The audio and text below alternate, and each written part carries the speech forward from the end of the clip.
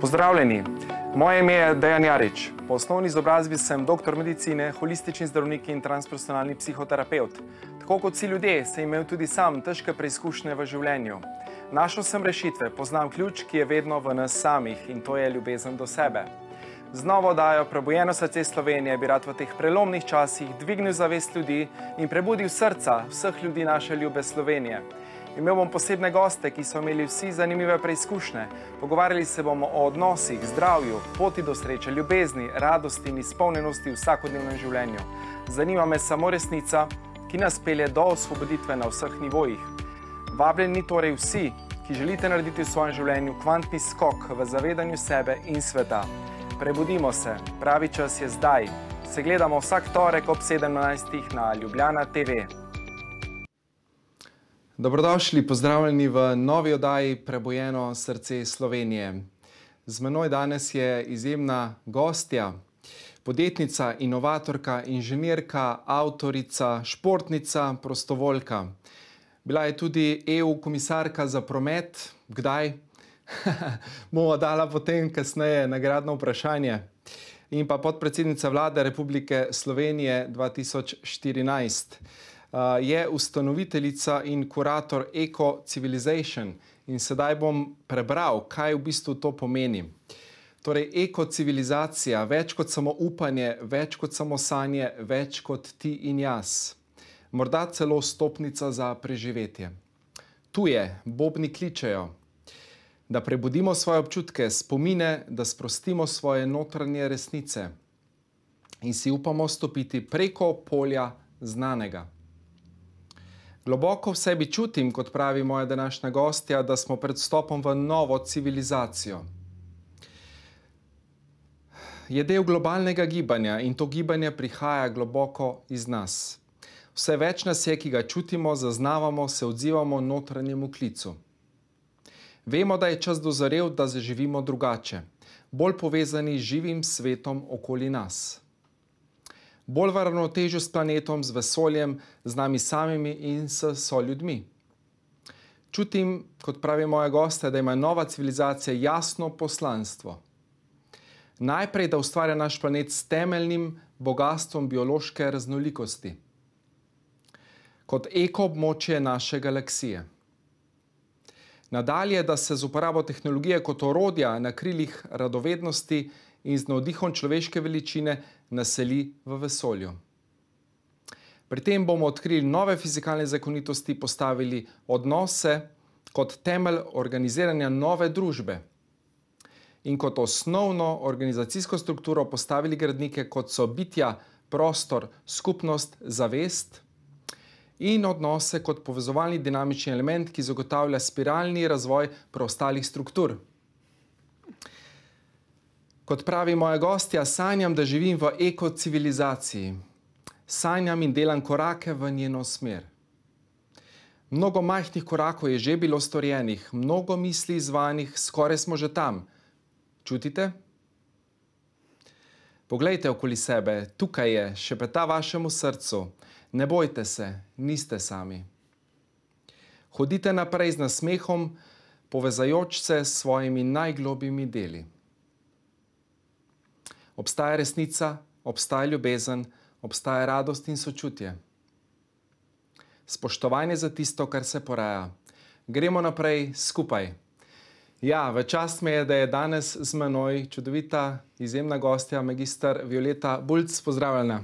Lep pozdrav. Živjo. Kako v teh prelomnih časih, kaj zdaj ustvarjaš, mogoče, kaj je tisto, čimer se najbolj ukvarjaš? Ja, sledim nekemu pravilu, da kadar je okoli mene stvar zelo kaotična, se poskušam v sebi zelo umiriti in poskušati v teh kaotičnih situacijah najti nove vzorce, ki kažejo na nove razvojne potenciale. In zato seveda ni naključje ali je naključ, kot pravi slovenski jezik, da se je ravno v tem času karantene, ko smo na nek način se bili prisiljeni osamiti in zmanjšati svoje odnose in kontakte res na en minimum, da so se te nove ideje začele še bolj plemenititi.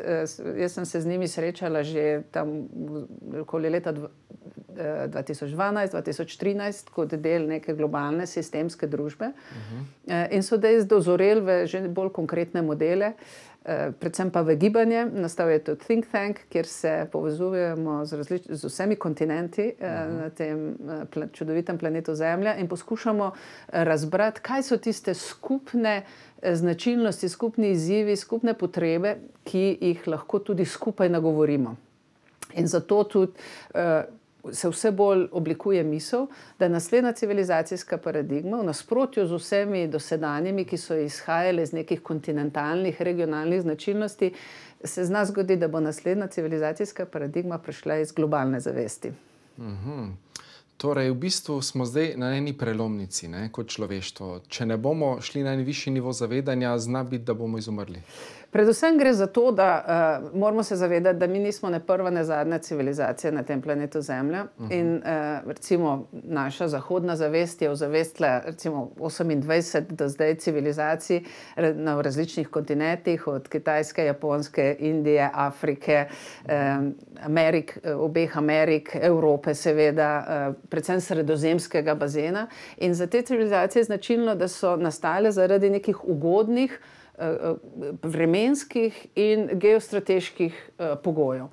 Zanimivo pa je, da je večina od njih tudi propadla zaradi klimatskih sprememb, zaradi pandemij in predvsem zaradi neustreznega vodenja teh držav, struktur, rečemo nekih cesarstev, ki se v teh kaotičnih pogojih niso dobro znašli, začeli so se posluževati nasilja, vojske, vojne so se začele sprožati in seveda to je pripeljalo potem do uničenja.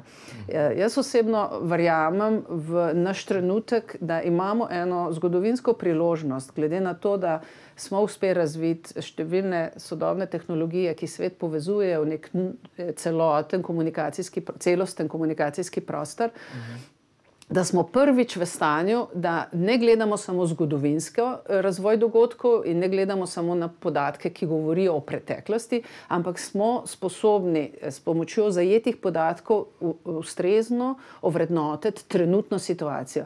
In tu iz tega ven izhaja moje upanje, da ne bomo potrebovali kot civilizacija iti podobno zgodbo, kot so šle stare civilizacije, torej v propad in potem v nastanek nečesa povsem novega, ampak da bi mi lahko zavestno peljali to tranzicijo, ki pa bo temeljila na novih temeljih, nekaj od njih ste jih že vi omenili v uvodu.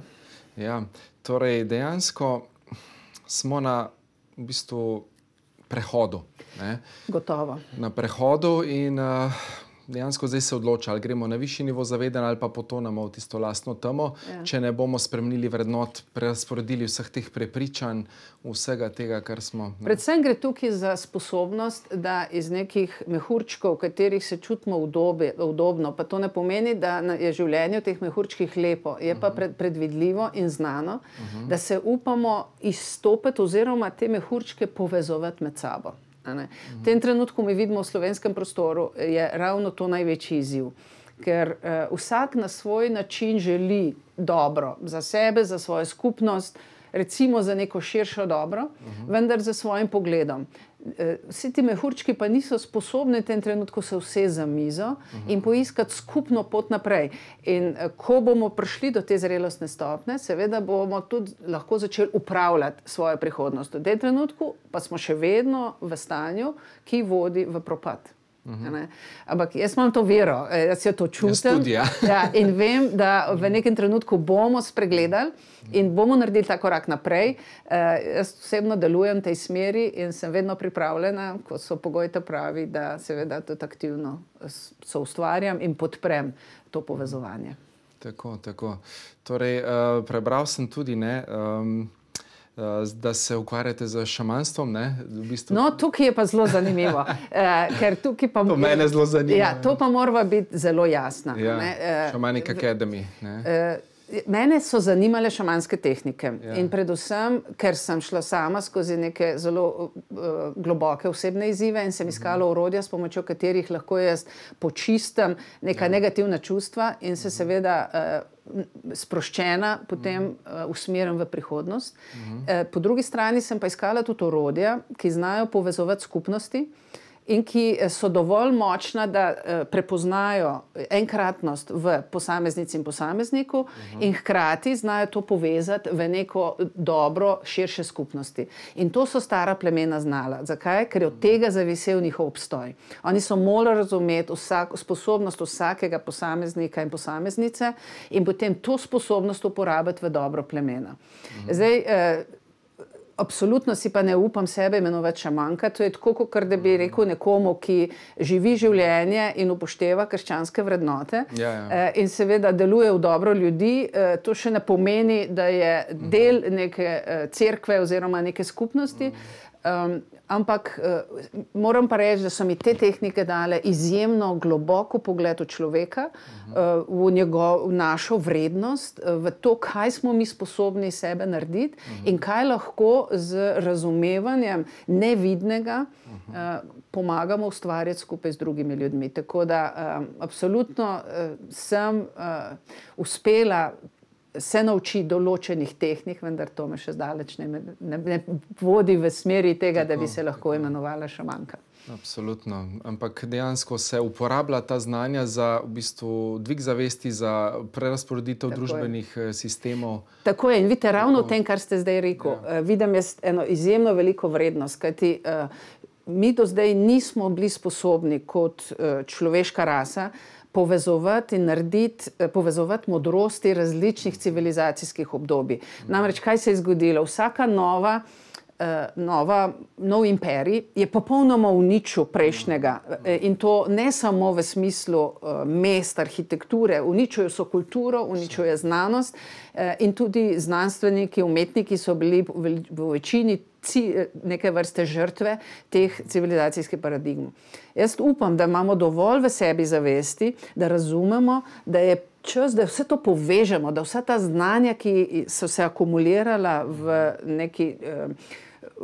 v tem obdobju človeškega obstoja, da vendarle povežemo in nadgrajujemo. Vzamemo tisto, kar je najboljše bilo, tisto, kar je še danes preživelo in služi ljudem in integriramo v neka nova znanja, podkrepimo z novimi znanji in seveda s tem lažje potem razumemo, kaj se okrog nas dogaja in s tem lažje ustvarjamo ustrezne rešitve. Tako. Torej zdaj je prišel ta čas, da dejansko se naučimo na starih napakah in gremo skupaj na ta višji nivo zavedanja in dejansko ne ponavljamo starih zgodb, ne? Tako je. Super. Evo, bova nadaljevala po kratkem predahu, tako da se vidimo čez nekaj trenutkov. Pozdravljeni v drugem delu oddaje Prebujeno srce Slovenije. Z menoj izjemna krasna gostja, magister Violeta Bulc, ki je napisala tudi izjemno knjigo, ki jo bova tudi danes podarila tistemu, ki bo pravilno odgovoril na nagradno vprašanje, ki ga bova tudi postavila. Torej, Rhythms of Business Evolution. Violeta, nam lahko poveš malo več o tej knjigi, kako se je to začelo, kaj je bila tista iniciacija, da si začela? Ja, hvala za tole vprašanje in zgodba gre že precej daleč nazaj. Knjiga v slovenščini je šla že leta 2006 in takrat se zelo dobro spomnim. Jaz tudi spati nisem mogla, dokler ta knjiga ni se v celoti zmanifestirala v tekstu in govori predvsem o pomembnem izročilu tega prostora, ki je veliko bolj uspešen takrat, kadar organsko raste. Se pravi, kadar deluje z zakoni narave in razvija tudi poslovne sisteme v skladu z nekimi ritmi in obnašanji, ki so tudi sistemom lastni. Tako se je razvil ta model poslovne evolucije, kjer sem jaz zelo zgodaj pri svojih strankah, v tistem času sem bila podjetnica in sem veliko delala s podjetji, ugotovila, da določeni prijemi v enem podjetju čudovito funkcionirajo, pridemo do krasnih rezultatov, medtem ko enako orodje v drugem podjetju nobenih rezultatov. In to me je začelo zelo izzivati, tako da sem se lotila projekta sistematično, začela najprej pri svojih strankah, potem v širšem prostoru spremljati, kaj v resnici pripelje do uspeha in v kakšni razvojni fazi naj bi podjetje bilo, da lahko recimo uporablja zelo stroge hierarhične strukture, uporablja mrežne strukture, vzame inovacijo kot glavni vzvod za ustvarjanje dodane vrednosti, kdaj lahko še vedno sistem neprestanih izboljšav, recimo, zadovoljuje potrebe. No, in tako so nastale 4 faze razvoja, tako imenovane delovno okolje, učeče okolje, misleče okolje in ozaveščeno okolje. No, knjiga je takrat doživela velik uspeh, tudi naredili smo oddaje, takrat še na TV Pika, ki je neka predhodnica te vaše televizije. Potem je pa vse skupaj malce zamrlo, mogoče tudi zato, ker sem se jaz umaknila iz tega prostora v Bruselj. No, in ta karantena mi je pa dala enkratno priložnost, da sem ponovno videla, da ta model šele zdaj dobiva res na vrednosti. Tako je nastal prevod, se pravi, to je zdaj prevedena knjiga, medtem ko v slovenščini je še vedno na voljo na spletni strani in si jo lahko ljudje potegnejo dol.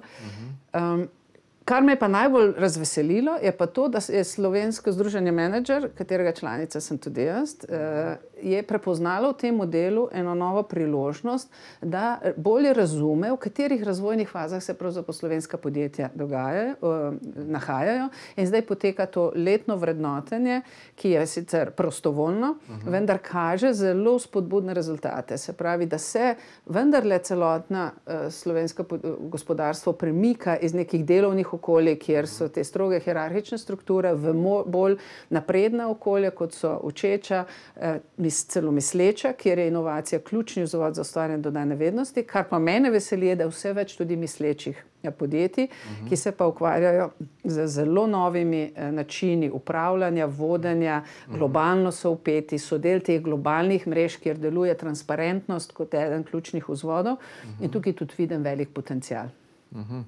Ok, zdaj mi je prišlo dol vprašanje v bistvu, kako pa zdaj v času te korona krize, ko vemo, ljudje niso mogli delati, vse je bilo zaprto, vsi ti odloki vladni, kaj pa glede tega, kakšen nasvet, oziroma kako vidiš to? To je eno tako tragično obdobje, kjer res se čuti človek včasih popolnoma nemočen.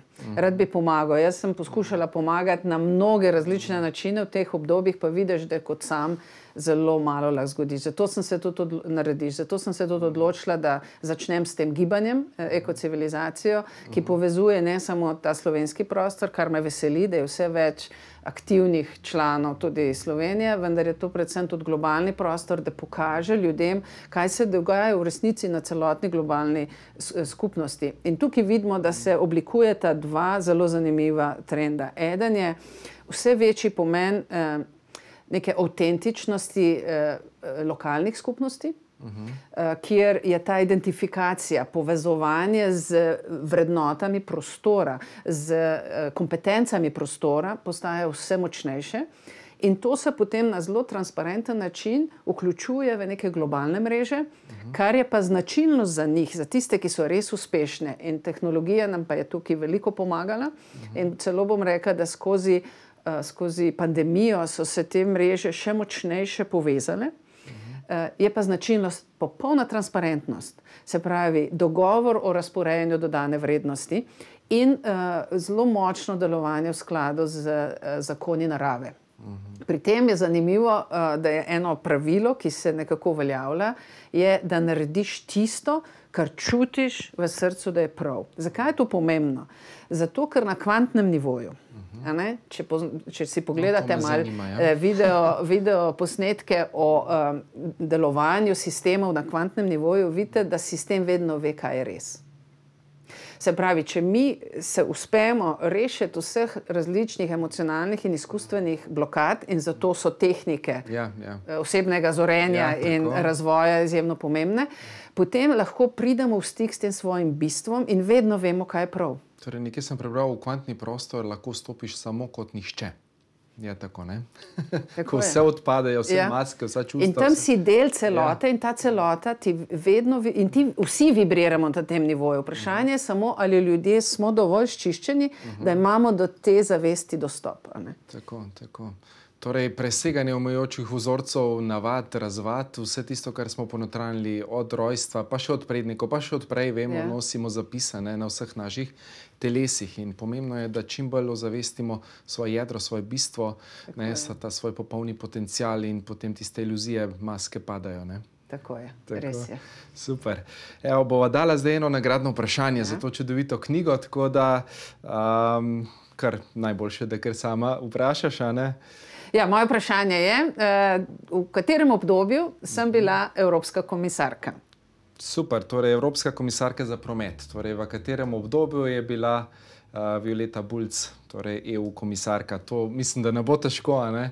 Bodo našli na internetu, malo pogooglali, tako da odlično. Še malo mogoče o športni karieri, ne? Prebral sem tudi košarkarica, ne? Tako si začela, pa tekvando. Pravzaprav nisem tako začela, če smem malo popraviti. Šport je bil meni v bistvu eno izjemno orodje za osebnostni razvoj. In ves čas sem iskala nek šport, ki me bo lahko v resnici zadovoljil v tem smislu, da ne iz tekmovalnosti, ampak iz razvoja, iz potrebe po razvoju. Tako da sem začela v osnovni šoli z vsemi športi, bila sem že takrat tako visoka, močna, mi smo imeli doma vinograd in smo bili otroci vedno navajeni delati v vinogradu. In zato sem v vsakem športu uspela. Od smučanja do rokometa, do atletike in v resnici svoj prvi večji uspeh doživela v atletiki, ko sem postala slovenska prvakinja v metu kopja. Vendar ta šport nekako nisem čutila kot moj notranje orodje. No, predvsem pa me je motilo to, da katerikoli šport sem začela trenirati, so me vedno porivali potem v ta tekmovanja, pa reprezentanca, in sem rekla, zdaj moram najti šport, kjer bom jaz lahko uživala v športu. In tako sem v 3. letniku srednje šole zašla v košarko in bila navdušena, ker sem na igrišču, ki je bil zelo blizu mojega doma, ves čas fanti tudi igrala košarko in sem imela to rutino že v sebi. No, ravno ta šport me je pa v manj kot pol leta pripeljal do kadetske jugoslovanske reprezentance in potem v Ježico kot prvo jugoslovansko ligo. In spet sem v bistvu sama sebi mogla dokazati, da to ni moja pot. In seveda biti študent elektrofakultete, ki niti ni priznala statusa športnika in hkrati igrati prvo jugoslovansko ligo, sem kar čutila, da bo prišel dan odločitve, ko se bo treba odločiti, in jaz sem se odločila za študij in tako pustila potem ta profesionalni del pri miru. Vendar šport je ostal moj velik zaveznik. In ko sem šla v Ameriko študirati... V Ameriko, glih sem hotel navezati, ja.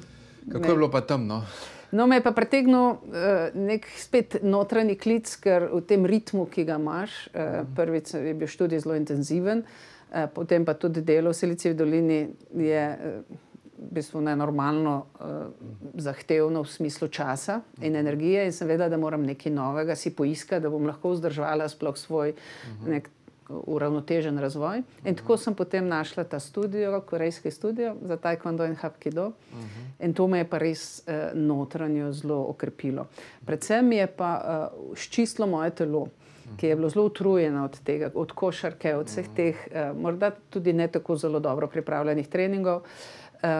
In sem skozi trening borilnih veščin, kjer je seveda bilo velik poudarek na duhovnosti, ker martial art, že samo beseda pove, je to umetnost bojevanja. In tam je prvič res čisto telo ponovno vzpostavil ustrezna razmerja v smislu mišične mase, ligamentov. Tako da sem bila zelo hvaležna za to. Na isti način mi je pa tudi naredil ustroj notranjega sveta, duše. Tam sem prvič doživela na izpitu za črn pas, ko ne skočiš, ampak letiš. In ta občutek, kaj je človek sposoben z nekim resnim treningom in sebe narediti, kaj lahko doseže, ko kar naenkrat ni več meje med fizičnim in nefizičnim. To me še danes zelo mi daje neko globino in neko razsežnost.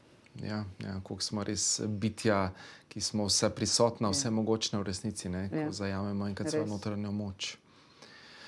Odlično. Odlično, tako da tukaj sem bral še o karakterju, radovedna, predana, odprta, povezovalna, predana ljubezni, resnici, sodelovanju, radosti, empatiji, ne?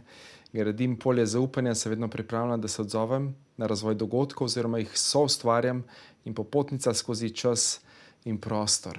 Ja, to pa moram reči, da mi dala moja starša, ki sta že, kot je moj spomin na otroštvo, je bil zelo preširen.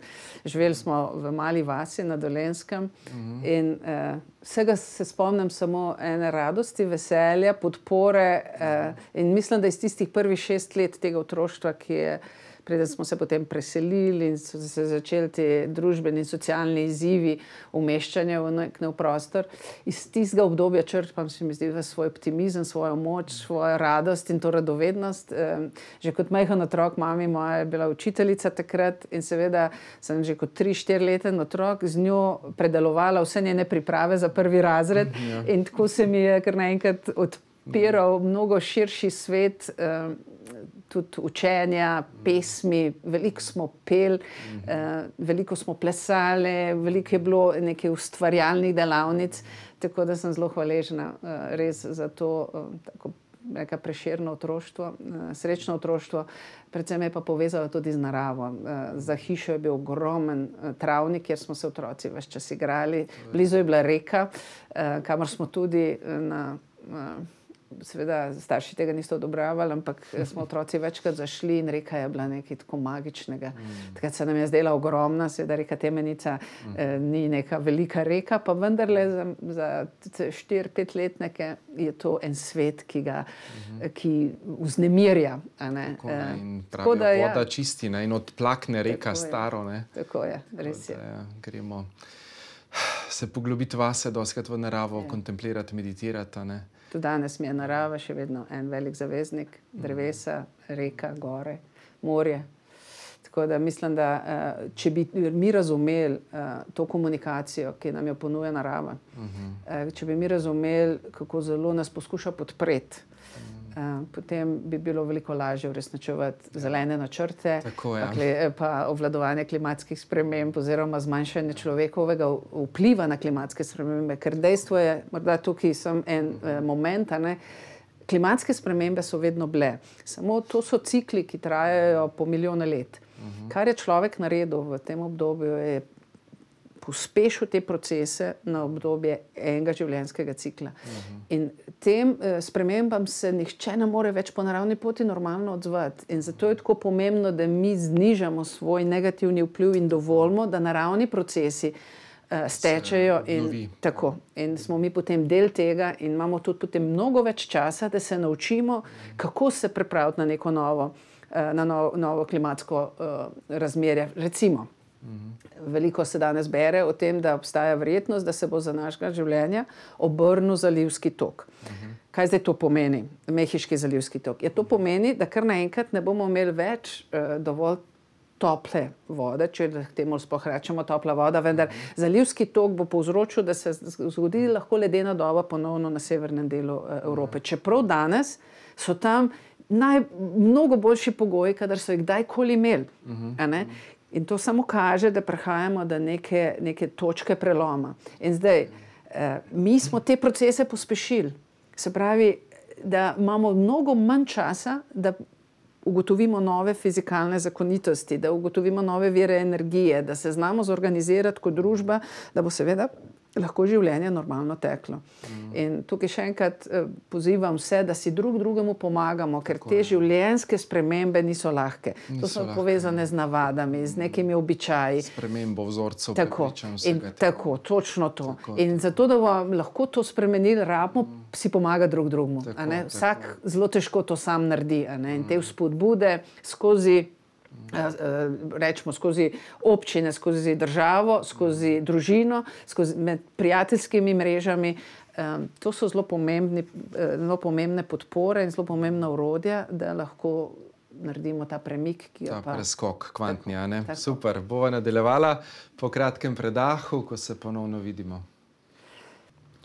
Dobrodošli, pozdravljeni še v zadnjem, tretjem delu oddaje Prebujeno srce Slovenije. Z menoj izjemna gostja, magistra Violeta Bulc.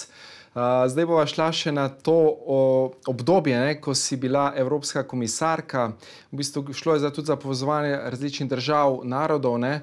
Kako si doživljala, v bistvu, kaj se je dogajalo takrat vse skupaj? Kaj je tisto, kar se ti najbolj vtisnilo v spomin?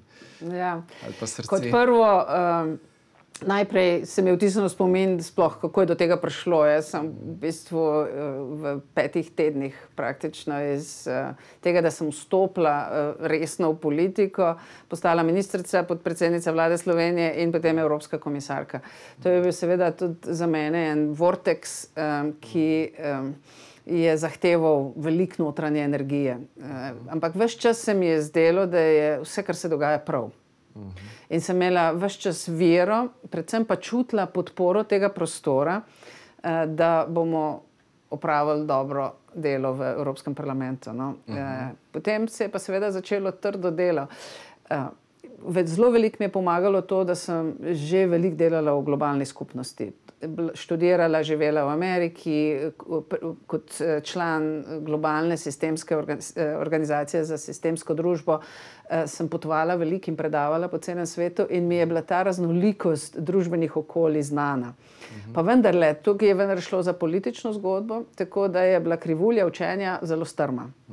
Pa vendarle, zavedala sem se, da o tem zelo malo vem in sem predvsem veliko poslušala in se družila z ljudmi, tudi z mojimi deležniki, ves čas uvedla tudi participativne metode dela, zato da smo se redno dobivali in brainstormali, se pravi, imeli ta vetranja možganov, tako da smo razumeli, kaj so skupni izzivi, kaj so skupne priložnosti in potem v skladu s tem tudi spreminjali in prilagajali evropsko regulativo. Tako da to mi je ena taka pomembna izkušnja je bila v tem, da vsak hoče v resnici dobro. In da velikokrat ljudje ne vemo, kako to dobro sploh manifestirati. Zato je zelo pomembno ustvarjati prostore, kjer se ljudje čutijo varne, da lahko se pogovarjajo, da lahko izražajo svoje mnenje. In tako je bilo, ne bom pozabila, pa da ne bomo preveč osebni, ne bom imenovala, za kateri ekosistem je šlo, ne? Ampak ko sem povabila predstavnike za 2 dni v to vetrenje možganov, kjer so bili najvišji predstavniki sindikatov, največjih podjetij, infrastrukture, nacionalni, velike države, male države, agencije, komisija.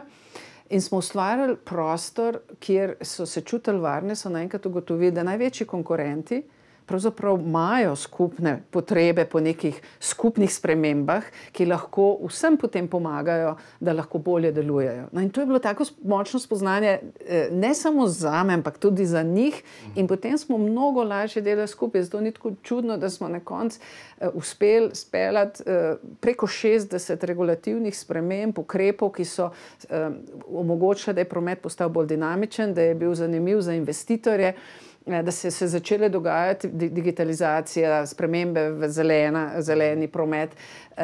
Predvsem pa to, da so dobili vero, da skupaj zmorejo več kot vsak posameznik. Se pravi, da je veliko boljše, če se mi dobimo na eni taki srečanju za vetrenje možganov in iskreno povemo, kaj čutimo, da je naslednji razvojni moment, kot pa da vsak za sebe lobira in poskuša zase nekaj dobrega narediti, na koncu smo pa zelo raztrgan trg. Torej, zdaj je čas, da se vsi skupaj povežemo, da naredimo nekaj za skupno dobro. Ne? Tako je. In to je bilo zelo pomembno sporočilo, predvsem, kar sem pa jaz pokazala sebi in upam, da še mnogim drugim, da se to da. Tako. Čestitke, res to je super. Torej, zdaj prihaja čas, ko bomo tudi šli na električna vozila. A ste kaj tudi to razvijali, da se bolj spodbuja še to področje? No, glavne komponente te evropske prometne zgodbe v tem preteklih 5 letih in vidim, da jo zdaj zelo nadaljujejo, je bilo, da je treba digitalizirati, da je treba ozeleniti. Promet je drugi največji onesnaževalec.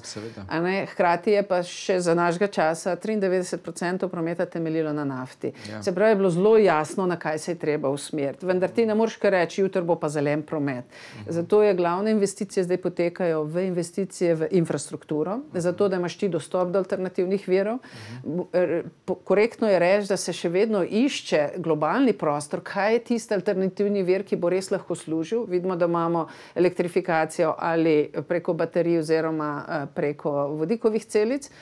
Ali bo to nek nov vir? Jaz verjamem, In vem, da bo fizika ponudila še en nov vir energetski, ker te, ki jih imamo zdaj, so ali nezadostni, ali pa že sami po sebi tudi lahko predstavljajo neko nevarnost. Najslabše pa bilo, da se zdaj usmerimo v nek vir, ki bo začel koristiti pitno vodo, zato da bo lahko generiral goriva za mobilnost. To pa je en velik absurd. Jaz razumem, da je to lahko neko prehodno obdobje, vendar voda mora iti nazaj na nebo, zato da lahko nazaj na zemljo pride. In tukaj se moramo resno vprašati, ne samo o kratkoročnih ciljih, pa kratkoročnih potrebah, ampak moramo gledati neko širšo zgodbo, ne samo 30 let, v okviru katere zdaj Evropska unija funkcionira, ampak celo 100 let ali več naprej. In to smo danes sposobni in od tega se ne smemo umikati. Drugače pa promet gre skozi velike transformacije, predvsem se uveljavlja mobility kot storitev, elektrifikacija ste vi že tudi omenil, se pravi odmik od lastništva. Tukaj bo še trajalo recimo 20-30 let, da bomo res dobili neke stabilne, vse splošne družbene modele, da bomo mi zaupali, da ko bomo rabili mobilnost, bo res tam, vendar se dobro razvija. Predvsem sem pa vznemirjena zaradi nečesa, kar smo tudi začeli v času našega mandata, to je pa tako imenovana urbana aviacija, kjer je Evropa bila prva, ki je postavila pravila, regulativna pravila za upravljanje varnosti in sploh upravljanje prostora za urbano aviacijo na svetu. In tudi zdaj pospešeno vidim, da zelo na sistemski način, in to je pomembno sporočilo, da ne divjamo z nekimi podjetniškimi idejami, ampak jih samo spodbujamo, sofinanciramo preko sistemskih pilotskih projektov, vključujemo v neko širšo evropsko rešitev.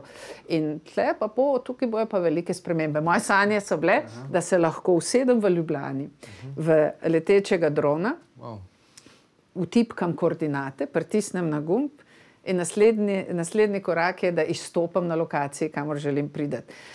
Tako da to smo tudi postavili na začetku v jedro naših pogovorov, tudi v Bruslju, v moji pisarni, in še vedno čakam in vem, da bom ta trenutek doživela. Super, torej ne bomo več v teh gužvah se v konicah premikali po 1 uro iz enega konca Ljubljane na drugi, ampak... Tako, in zračni prostor se ne rabi nič graditi, ima več ravni.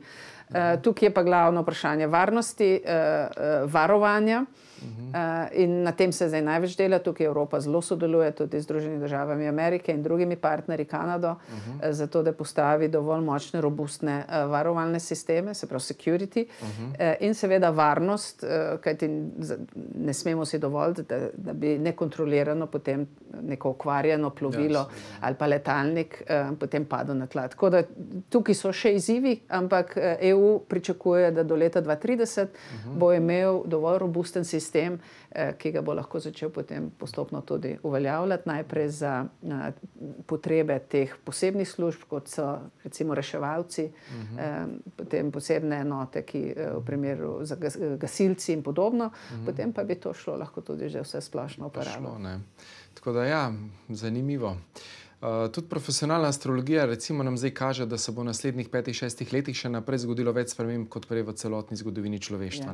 To se čuti. Se čuti, ne? Ker se ta vibracija se vibracije, pospešek, ta vortex se tako močno gradi in tudi, če gledamo ljudje, postajamo veliko bolj senzibilni na to, hkrati se pa star svet upira in s tem se zdaj soočamo. Sej ni čudno, da se je zgodil Brexit pa Trump in da ne rečem v Evropi poskusi teh ekstremnih obnašanj. Kar se dogaja na Poljskem je povsem nesprejemljivo, tudi v odnosu do žensk, v odnosu do pravice, do telesa. In zdaj vidim, da se lotevajo tudi pravice do samostojnega življenja oziroma ločitev. Tako da ti impulzi samo kažejo, kako se zaostrujejo razmere. Jaz sem upam, da bomo zbrali dovolj notranje moči, da bomo videli ta odprt, integrativen, povezan svet kot svojo prihodnost.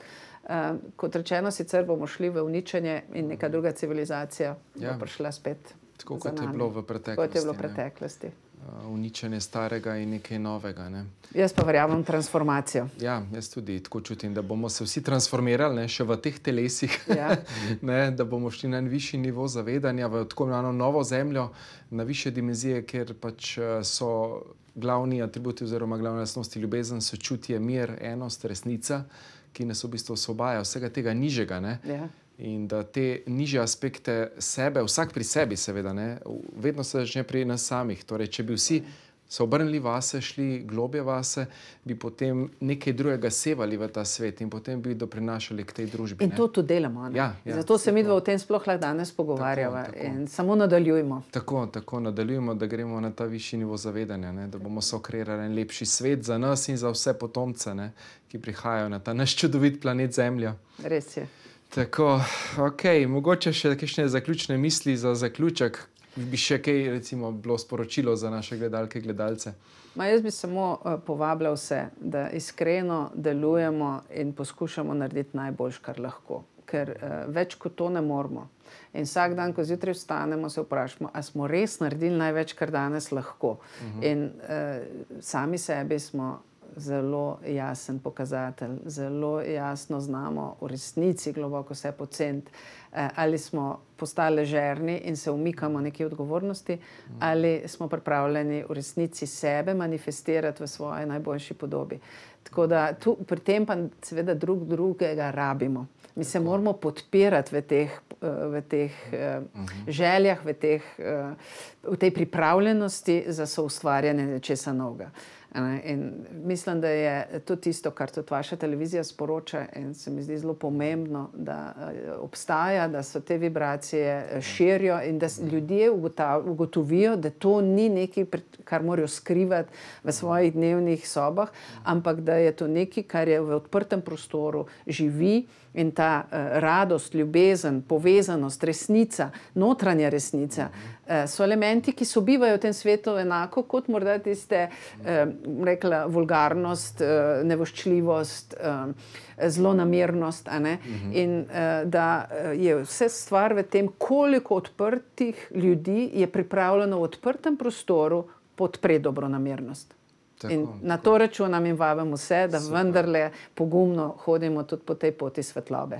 Odlično. Torej, kritična masa zavesti se dviga, ljudje se prebujamo, vsi skupaj in verjamem, da nas čaka en lepši, boljši svet za vse nas. Ampak ga moramo soustvarjati. Soustvarjati. Ja, ne bo se zgodil sam po sebi. Sam se ne bo zgodil, absolutno. Hvala, magister Violeta Bulc, da si bila moja gostja, zdaj smo prišla spet na tikanje. Ja, res je. Prej smo se že zmenila, pa so pa vmes, malo. Hvala za to priložnost, izjemno priložnost in tudi vam in oddaji in televiziji želim vse dobro. Hvala. Hvala tudi vam, naše zveste gledalke in gledalci, da ste bili tudi nocoj z menoj v tej oddaji Prebujeno srce Slovenije.